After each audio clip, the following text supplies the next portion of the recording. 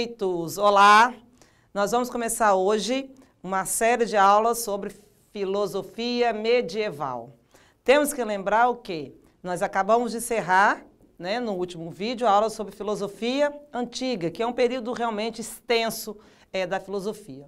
Vamos fazer a introdução da filosofia medieval e vamos também falar um pouquinho da história do período medieval. Claro que essa figura é emblemática, Ela está pintada no teto da Capela Sistina.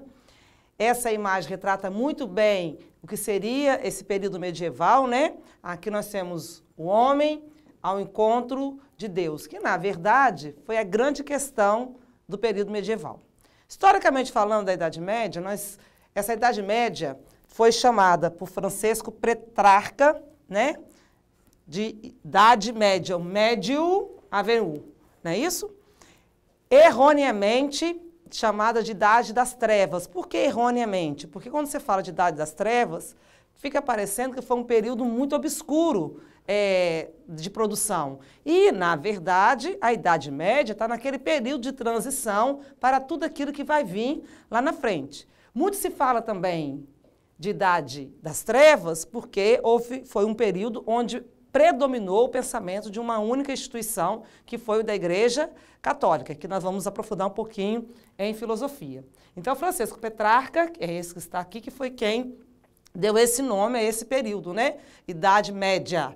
Está medianamente entre a Antiguidade e também, posteriormente, a Modernidade. Algumas características históricas, Nós sabemos que é um período de profundo conhecimento do quê? Do feudalismo, enquanto polo econômico, vamos assim dizer, Há uma estagnação tanto política quanto econômica, a vida girava em torno dos feudos medievais, onde se concentrava tudo aqui, uma organização, só pela imagem a gente vê, muito bem feita, enquanto estrutura, e na verdade você tem o quê? Tudo centralizado dentro de cada feudo. Então, uma vida muito particularizada, vamos assim dizer. Há um período também que é atrelado a esse atraso da ciência. Esse atraso da ciência se deve principalmente ao quê? A fiscalização da Igreja Católica. A Igreja Católica não queria, naquele momento, nada que colocasse em choque ou em xeque o quê? O seu pensamento. A ciência, naquele momento, era vista como o quê? Como algo perigoso, porque poderia suscitar, ou até mesmo acirrar levantamentos críticos contra a própria instituição, que no caso seria a Igreja Católica. Então, quando a gente fala de atraso da ciência, é nesse sentido, da Igreja está sendo o quê? Uma fiscalizadora desse processo para não alimentar ou impor, vamos assim dizer, questionamentos à sua própria doutrina. Esse poder descentralizado estava concentrado nas mãos de quem? Da nobreza.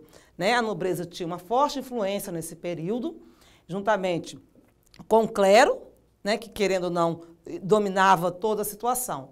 Então, nós temos uma organização social, historicamente falando, extremamente o quê? Hierarquizada. Não é isso? A sociedade do período medieval era uma sociedade cheia de hierarquias. E, na verdade, o clero vai estar intermediando toda essa organização social. A grande questão da filosofia medieval é justamente o que está ali naquela tela, Fé e razão. Conciliar, rivalizar uma com outra, usar a razão em benefício da fé, usar a fé para dominar a razão, desaparecer com qualquer resquício de legado grego, dar continuidade a esse legado grego, mas sob a fiscalização da Igreja. Então, a filosofia medieval, ela é intermediada por uma série de questionamentos, Questionamentos esses feitos por quem? Por aquele que tinha naquele momento poder, que no caso seria o quê?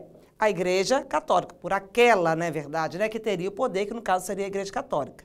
Nós precisamos lembrar o seguinte, que o período medieval começa numa situação um tanto que complicada no sentido de a Grécia já havia deixado um legado muito grande, tanto no campo político quanto no campo econômico e principalmente dentro do quê? Do legado enquanto saber.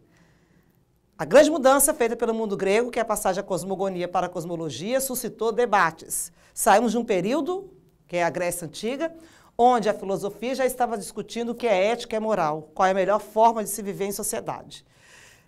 Continuamos a próxima, pessoal.